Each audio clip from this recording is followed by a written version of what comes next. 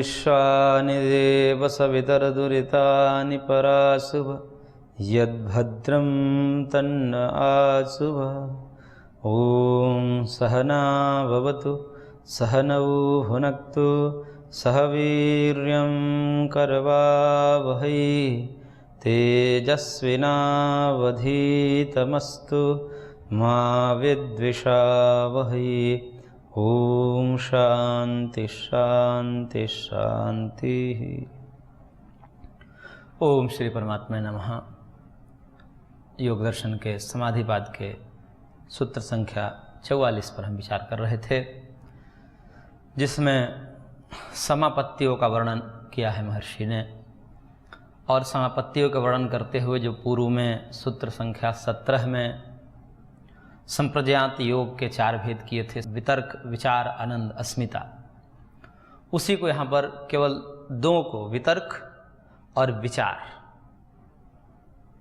उन्हीं के भेद किए हैं। आनंद और अस्मिता को भेद नहीं किए हैं। इससे यह पता चलता है कि आनंद और अस्मिता के एक एक ही भेद होते हैं। इस कारण से वहाँ पर अलग से भेद नहीं किया है महर्षि ने।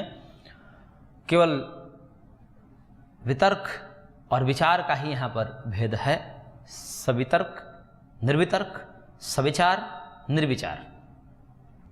सवितर्क यानी कि वितर्क के सहित जो है, वितर्क बोलते हैं शब्द, ज्ञान, अर्थ, ये सब विकल्प के अंतर्गत है।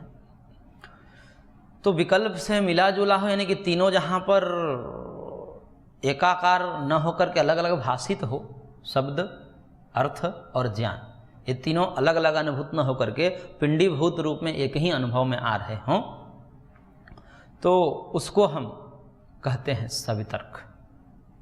और जहाँ पर केवल अर्थ निर्भाषित हो रहे हो, शब्द, ज्ञान ये निवृत्त हो गए हों, ऐसी स्थिति को निर्वितर्क कहा। ठीक इसी भाषा में, ठीक इसी शैली में सविचार और निर्विचार को भी महर्षि ने कहा कि ये तयैव सविचारा निर्विचारा च सूक्ष्म विषया व्याख्याता, कि सूक्ष्म विषय में यह समझनी चाहिए, यानी कि सवितर्क निर्वितर्क स्थूल विषय वाली है और सविचार निर्विचार सूक्ष्म विषय वाली समापत्ति है। पूर्व में भी यही बात भाष्यकार ने कहा था। सूत्र संख्या 17 के भाष्य में स्थूल आभोग, सूक्ष्म आभोग कह करके संबोधित किया था कि जो वितर्क नामक समापत्ति है वो स्थूल विषय वाली है और जो विचार नामक समापत्ति है वो सूक्ष्म विषय वाली है। लेकिन वहाँ पर स्थिति कैसी होती है ये वर्णन नहीं किया था। यहाँ पर उसका वर्णन किया कि सूक्ष्म विषय में भी 2 स्थिति बनेगी, स्थूल विषय में भी 2 स्थिति बनेगी। तो जब स्थूल विषय में 2 स्थिति बनेगी, शब्द, अर्थ और ज्ञान से युक्त, उसको हम सवितर्क कहेंगे। वही स्थूल विषय में केवल अर्थमात्र निर्भास होगा तो उसको निर्वितर्क कहेंगे। इसके विपरीत अब विषय सूक्ष्म कर दीजिए।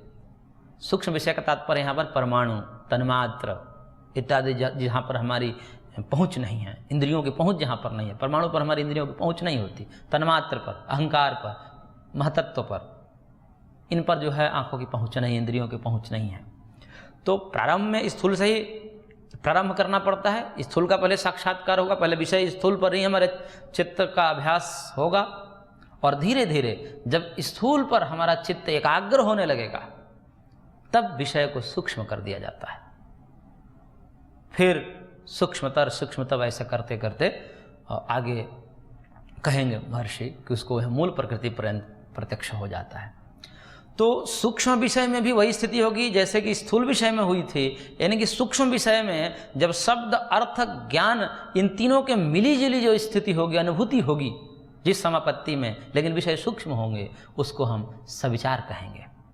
और ठीक केवल अर्थमात्र निर्भास होगा जो सूक्ष्म विषय, यानी कि वहाँ पर ध्याता ध्यान ध्येय की त्रिपुटी खत्म हो गई, केवल ध्येय ही रह गया।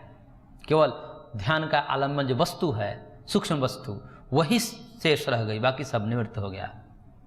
तो ऐसी जो स्थिति होगी वह निर्विचार की होगी। इसलिए इसके भाष्य के अंतिम में महर्षि ने कहा है कि तत्र महद्वस्तु विषया सवितर्का निर्वितर्का च सूक्ष्म वस्तु विषया सविचारा निर्विचारा च, यही अंतर है। विषय का अंतर है। एक में स्थूल विषय है सवितर्क, निर्वितर्क में विषय स्थूल है, सविचार निर्विचार में विषय सूक्ष्म है। लेकिन दो स्थितियां बनेंगी, एक शब्द अर्थ ज्ञान से मिली जुली और केवल एक अर्थ मात्र। तो स्थूल और सूक्ष्म के भेद से एवं उभयोः एतयैव निर्वितर्कया विकल्प हानिर्व्याख्याय इति, इस प्रकार से यहाँ पर निर्वितर्क के विकल्प से रहित एक निर्विचार की यहाँ पर महर्षि ने व्याख्या की। तो निर्वितर्क, निर्विचार, सवितर्क, सविचार, इसमें वस्तु के आलम्बन जो है वो सूक्ष्म और स्थूल, यही भेद है।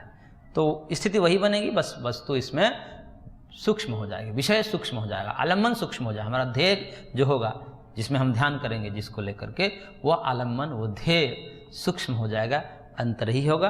बाकी जो स्थिति जैसे सवितर्क निर्वितर्क में होती थी, ठीक वही स्थिति यहाँ पर भी होगी, बस केवल अंतर इतना ही है, स्थूलता और सूक्ष्मता का। तो इस प्रकार से स्थूल विषय वाले सवितर्क निर्वितर्क, सूक्ष्म विषय वाले सविचार निर्विचार, ये चार समापत्ति हो गई।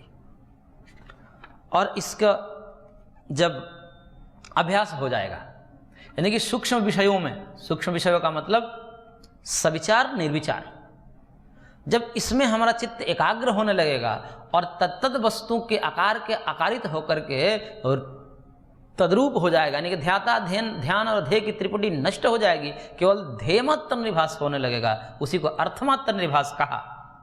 और उसका अभ्यास करते करते उसको कह रहे हैं कि कहाँ तक करेगा, क्योंकि सूक्ष्म विषयों में भी केवल एक ही सूक्ष्म विषय नहीं है, अनंत सूक्ष्म विषय है। जैसे हम स्थूल विषयों को देखें, ये घटपट आदि स्थूल विषय हैं जो हमारे आंखों के सामने दिख रहे हैं। अब इसका हम सूक्ष्म कर दे तो परमाणु हो जाएगा, परमाणु से भी सूक्ष्म कर दे तो तन्मात्र हो जाएगा, तन्मात्र से भी सूक्ष्म कर दे अहंकार हो जाएगा, अहंकार से भी सूक्ष्म कर दे महतत्व हो जाएगा, महतत्व से भी सूक्ष्म कर दे तो मूलक प्रकृति हो जाएगी, अलिंग जिसे कहा जाता है। तो इस प्रकार से सूक्ष्म विषयों में भी तारतम्यता है, सब सूक्ष्म एक जैसे नहीं है, इसलिए सूक्ष्म, सूक्ष्मतर, सूक्ष्मतम ऐसा भेद कर सकते हैं जो सांख्य में किया है सृष्टि प्रक्रिया में। तो उस प्रकार से उसी को आगे कहते हैं कि ये जो वितर्क, विचार, निर्वितर्क, निर्विचार आदि जो स्थितियां हैं, उसमें जो ऊपर वाली स्थिति क्या है, वितर्क से ऊपर स्थिति है विचार की, और विचार में भी जो स्थिति है उसमें ऊपर किसकी है, निर्विचार की।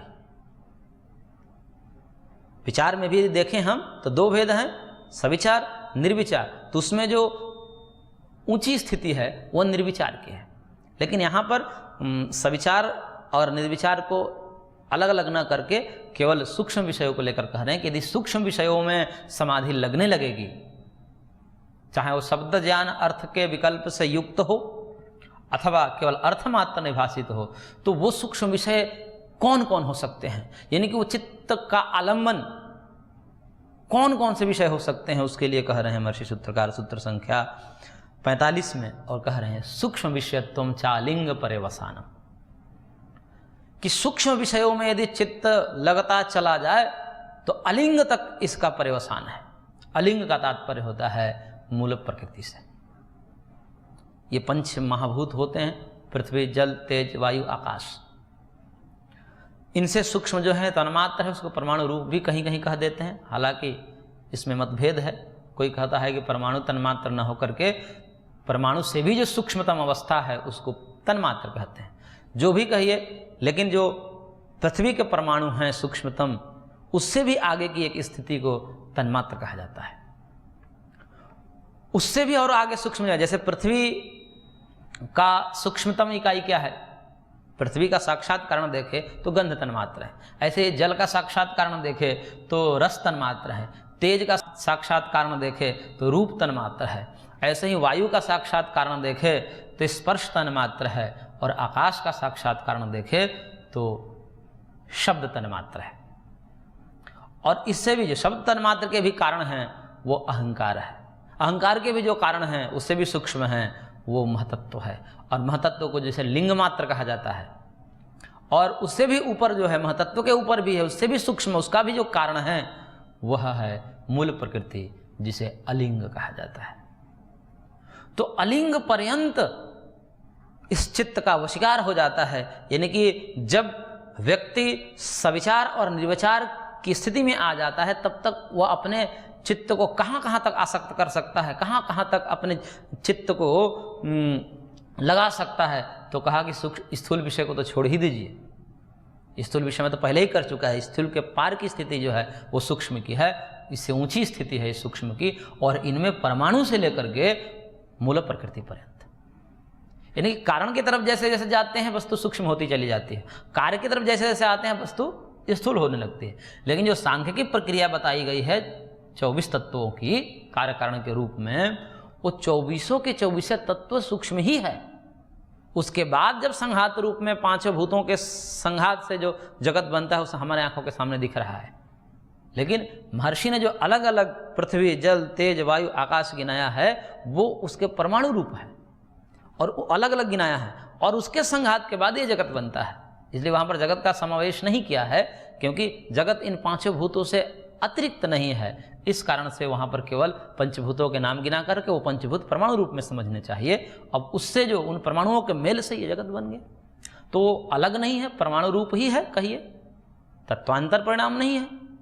इस कारण से केवल परमाणु पर्यंत ही सृष्टि महर्षि ने की है, क्योंकि परमाणुओं के मेल से ही जगत बना है, इसलिए वो अलग नहीं है परमाणुओं से। इस कारण से वहाँ पर आगे सृष्टि की जो है ब्रह्मांड को अंड रूप में परिकल्पित नहीं किया है।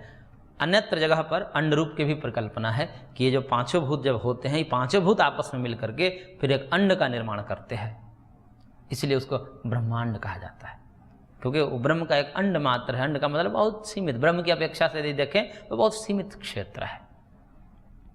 अब उस अंड में जो है, जैसे अंडा होता है, अंडे में बच्चा तैयार होता है, उसी प्रकार से इन पांचों भूतों के सहयोग से एक महदंड का निर्माण होता है।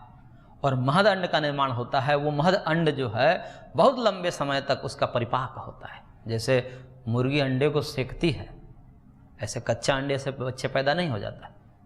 अंडा हुआ तत्काल में बच्चा नहीं होता, उसको मुर्गी सेती है, उसको और गर्मी प्रदान करती है। ऐसे ही महद अंड जब तैयार होता है तो भगवान उसे तपाते हैं बहुत वर्षों तक।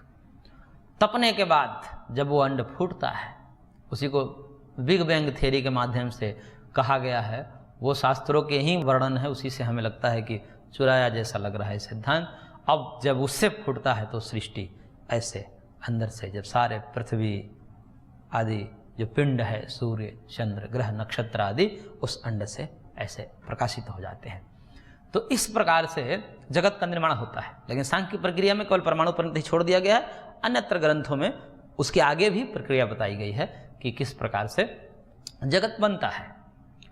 तो कहने का तात्पर्य है कि स्थूल जो विषय हैं वो तो सवितर्क निर्वितर्क का ही विषय है, लेकिन उससे परमाणु आदि में भी यदि साक्षात्कार करते करते जाएं तो सूक्ष्म विषयों में, यानी कि सविचार और निर्विचार समापत्ति का अभ्यास करते करते वह व्यक्ति, वह योगी अलिंग पर्यंत, मूल प्रकृति पर्यंत साक्षात्कार कर लेता है। इसलिए कहा सूक्ष्म विषयत्वम च अलिंग पर्यवसानम।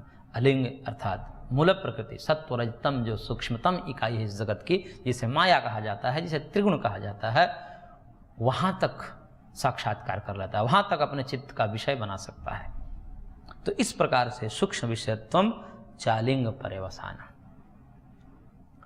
अब इन चारों के, यानी कि सवितर्क, निर्वितर्क, सविचार और निर्विचार, इन चारों समापत्तियों को इकट्ठा कह रहे हैं सूत्र संख्या 46 से, ता एव सबीज समाधि। यानी कि ये सभी के सभी, ये चारों समापत्तियां जो हैं इसको सबीज समाधि कहते हैं। सबीज, बीज का मतलब यहां पर आलम्बन से है। चित्त यहां पर आलम्बन, चित्त का कुछ न कुछ यहां पर आलम्बन है, चाहे वो आलम्बन स्थूल विषय हो अथवा सूक्ष्म विषय हो। चित्त सालम्बन बना हुआ है, यानी कि आलम्बन के सहित है, निरालंबन नहीं हुआ है। तो निरालंबन न होने के कारण इसको सबीज समापत्ति कहा जाता है, उसी को सबीज समाधि। यहाँ पर समाधि शब्द कहा है, इसलिए ये पता चलता है कि ये चारों के चारों समापत्तियां ही समाधि शब्द से यहाँ पर यानी कि समाधि ही समापत्ति शब्द से कहा गया है, इसलिए समाधि और समापत्ति में कोई अंतर नहीं देखना चाहिए। यदि अंतर देखना भी हो तो हमने जो पूर्व में कहा था कि एक तरफ वृत्ति निरोध की दृष्टि से कहा जाता है वो योग हो जाता है, और एक तरफ वृत्ति की स्थिति में जो कैसी अनुभूति होती है, शब्द अर्थ ज्ञान के विकल्प से होती है अथवा केवल अर्थाकार कारित अर्थमात्र निर्भास होता है, इस दृष्टि से यदि विचार करते तो उसको समापत्ति कह दिया जाता है। तो निरोध और यानी कि वृत्तियों का क्षीण होना उसके निरोध कहते हैं। क्षीण के दृष्टिकोण से संप्रजात आदि भेद कर दिए जाते हैं, उसको समाधि कह दिए जाते हैं। और उदित यानी कि वृत्ति उदित होती है, सात्विक वृत्ति उदित रहती है संप्रजात समाधि में, उसका नष्ट नहीं होता, वो वृत्ति नष्ट नहीं होती, यानी कि वृत्ति मात्र का अभाव नहीं होता संप्रजात समाधि में, वो वृत्ति बनी रहती है। इसलिए उस वृत्ति का विषय क्या है, यदि वृत्ति का विषय देखिए, वृत्ति दो प्रकार से हो सकती है, वृत्ति निरालंबन भी हो सकती है, वृत्ति सालंबन भी हो सकती है। यहाँ पर चूंकि स्थूल और सूक्ष्म विषय हैं इसलिए वृत्ति सालंबन वाली है, विषय सहित वृत्ति है, यानी कि इन वृत्तियों का विषय है। इसके अतिरिक्त बिना विषय के भी वृत्ति बन जाती है, जैसे आनंद और अस्मिता। आनंद और अस्मिता जो है वो ग्रहण और ग्रहिता नामक समापत्ति है, समाधि है। तीन कहा था समापत्ति में, ग्रहण, ग्राह्य और ग्रहिता। तो ये जो चारों समापत्तियां हैं ये सबीज समाधि के नाम से जानी जाती हैं, क्योंकि इसमें आलंबन है, चाहे वो आलंबन सूक्ष्म हो अथवा स्थूल हो, आलंबन बना है, इसलिए इनको सबीज समाधि कहते हैं। और यह ग्राह्य विषय वाली समापत्ति है, यानी कि ग्राह्य, ग्रहण और ग्रहिता ये तीन भेद किए गए हैं, उसमें से जो ग्राह्य है उस ग्राह्य के यहाँ पर चार भेद कर दिए, सवितर्क, सविचार, निर्वितर्क, निर्विचार, ऐसे चार भेद कर दिए।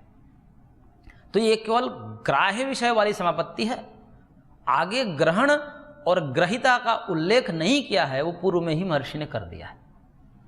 तो यहाँ पर केवल चार ही का किया है, बाकी जो समापत्ति हैं, बाकी जो समाधि हैं, कौन सी, एक आलंबन वाली है जिसे सानंद समाधि, सानंद तो नहीं कहेंगे उसको क्योंकि महर्षि ने उसके भेद नहीं किया, सानंद, निरानंद और सास्मिता, निरस्मिता ऐसे भेद नहीं होते हैं, क्योंकि यदि ऐसे भेद होते तो महर्षि यहाँ पर अवश्य करते। केवल वितर्क और विचार को ही सवितर्क, निर्वितर्क, सविचार, निर्विचार करके चार भेद किए गए हैं।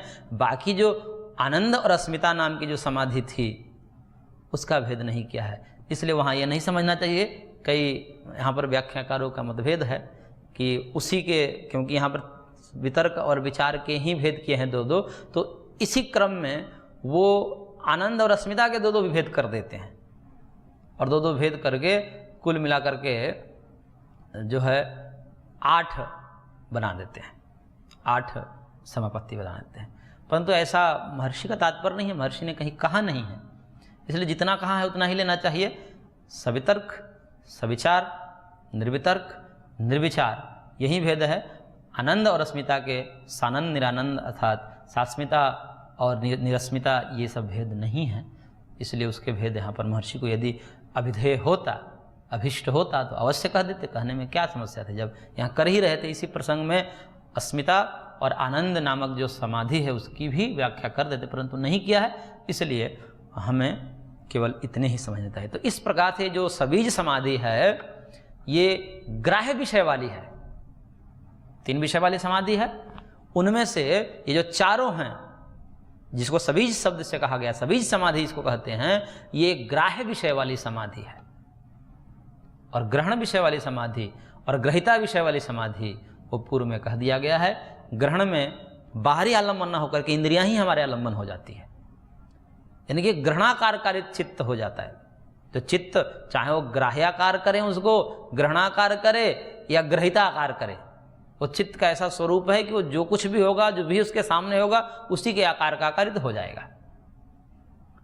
तो इसलिए हमने कहा कि वृत्ति जो है वो आलम्बन सहित भी हो सकती है और बिना आलम्बन के। आलम्बन का तात्पर्य यहाँ पर बाह्य आलम्बन से है कि हमारे बाह्य आलम्बन है जो ग्राह्य विषय वाले हैं, उनके बिना भी हो सकता है और उससे सहित भी हो सकता है। तो यहाँ पर जो सबीज समाधि है वो बाह्य विषय से युक्त होने के कारण इसे सबीज कहा गया है। और इसके अतिरिक्त यदि इंद्रियां ही केवल विषय हों या पुरुष ही विषय है, जहाँ पर पुरुष का साक्षात्कार होता है, वहाँ भी एक वृत्ति होती है, तो वहाँ पर उसको सबीज नहीं कहा जाता है, क्योंकि वो बाह्य नहीं है, वो आंतरिक ही है। वो हमारे ही इंद्रियां हमारे विषय बन रही हैं, या पुरुष ही विषय बन रहा है, वो बाहरी नहीं है, इस कारण से उसे सबीज नहीं कहा जाता है, अपितु उसे निर्बीज कहना पड़ेगा, क्योंकि सबीज कहने से भी निर्बीज भी समझ लेना चाहिए। तो इस प्रकार से ताएव सबीज समाधि, तो इस प्रकार से इसको सबीज समाधि कहते हैं। अब यहाँ पर संप्रज्ञात समाधि में जो किस प्रकार से एक प्रज्ञा उत्पन्न होती है, किस प्रकार से एक विशेषता योगी को परिलक्षित होती है, उसका कथन करने के लिए महर्षि सूत्रकार सूत्र संख्या 47 में कह रहे हैं कि निर्विचार वैशारद्य अध्यात्म प्रसाद। जब निर्विचार, यानी कि निर्विचार सभी समाधि में सबसे ऊंची स्थिति है, सवितर्क, निर्वितर्क, सविचार, निर्विचार। तो निर्विचार वैशारद्य, यानी कि निर्विचार में जब योगी और प्रवीण हो जाता है और अभ्यस्त हो जाता है, यानी कि निर्विचार समापत्ति की वैशारदा जहाँ पर हो जाती है, यानी कि जहाँ पर और वो निर्मल हो जाती है मति उसकी, और परिपक्व हो जाता है।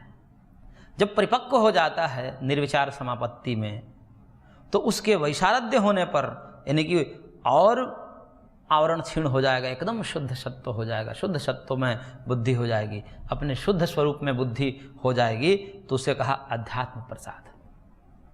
यानी कि अध्यात्म शब्द का अर्थ यहाँ पर अंतःकरण से है। अंतःकरण का प्रसाद यानी कि प्रसन्नता, निर्मलता हो जाती है, अंतःकरण शुद्ध हो जाता है।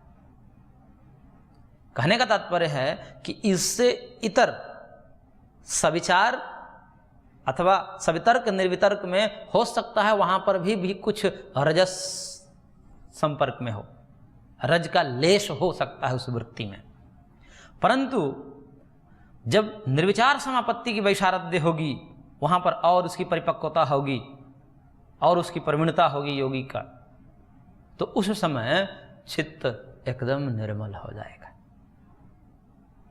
और चित्त निर्मल हो जाने से उसी को अध्यात्म प्रसाद का, प्रसाद मतलब प्रसन्नता, निर्मलता, सुचिता। अध्यात्म का मतलब यहाँ पर अंतःकरण से है। तो अंतःकरण एकदम निर्मल हो जाता है, और अंतःकरण निर्मल, इसको भाष्यकार ने कहा कि अशुद्ध्यावरण मलापेतस्य प्रकाशात्मनो बुद्धि सत्वस्य रजस्तमोभ्याम अनभिभूत स्वच्छ स्थिति प्रवाहो वैशारद्यम। ये वैशारद्य की परिभाषा की कि जो आवरण है, इसके अशुद्धि रूपी आवरण है, वो क्या है? और रज और तम ही इसके आवरण है, क्योंकि ज्ञान के लिए आवरण जो होता है वो रज और तम होता है। रज चित्त को चंचल बना देता है, तम आवरक हो जाता है, प्रतिबंधित कर देता है, ज्ञान होने ही नहीं देता। इसलिए दोनों ही अवस्था में ज्ञान ठीक ठीक नहीं हो पाएगा। तमस की अवस्था में यदि तमस की प्रगल्भता रहेगी तो ज्ञान होगा ही नहीं। रजस की प्रगल्भता होगी तो ज्ञान होगा, लेकिन वो अधूरा होगा, पूर्ण ज्ञान नहीं होगा, स्फुट ज्ञान नहीं होगा। तो उसी को कहा यहाँ पर महर्षि ने कि रजस और तमस से अनभिभूत, उसके लेश से रहित, जब वो शुद्ध हो जाता है, प्रकाशात्मन बुद्धि जो है प्रकाशमय, क्योंकि बुद्धि सत्वमयी है, सत्व प्रधान बुद्धि है, इसलिए उसको प्रकाशात्मक कहा। और वो प्रकाशात्मक बुद्धि सत्व जो है स्वच्छ स्थिति प्रवाह, उसकी स्वच्छ निर्मलता, उसकी जो निर्मलता है वही उसकी स्थिति, वही स्थिति प्रवाह बना रहेगा उसमें। यानी कि रज और तम वहाँ पर उसको अभिभूत नहीं कर पाएंगे उस चित्त सत्व को। तो अपने शुद्ध सत्व रूप में प्रवाहमान रहने के कारण वस्तु जो भी उसके सामने आएगी उसके पूर्ण स्वरूप को गृहीत कर लेगी वो वृत्ति रूप में। ये बुद्धि की प्रधानता है। और जब पूर्ण रूप से वस्तु को ग्रहण करेगी बुद्धि वृत्ति रूप में, तो उसका पूर्ण ज्ञान होगा, स्फुट ज्ञान होगा, और वही परम ज्ञान है। इसलिए कहा कि वैशारद्य है। और यदा निर्विचारस्य समाधे वैशारद्यम इदम जायते तदा योगिनो भवत्यध्यात्म प्रसादो भूतार्थ विषय कर्म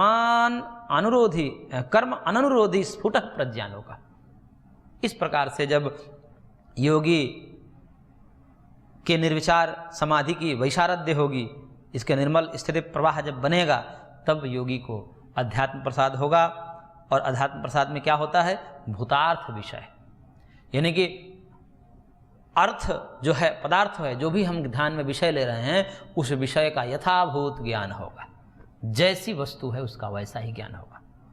और कर्म अननुरोधी, कर्म का भी कोई अनुरोध नहीं रहेगा कि भाई क्रम से ही ज्ञान होगा, अक्रम से भी ज्ञान हो जाएगा, एक साथ बहुत सारे विषयों का भी ज्ञान हो सकता है।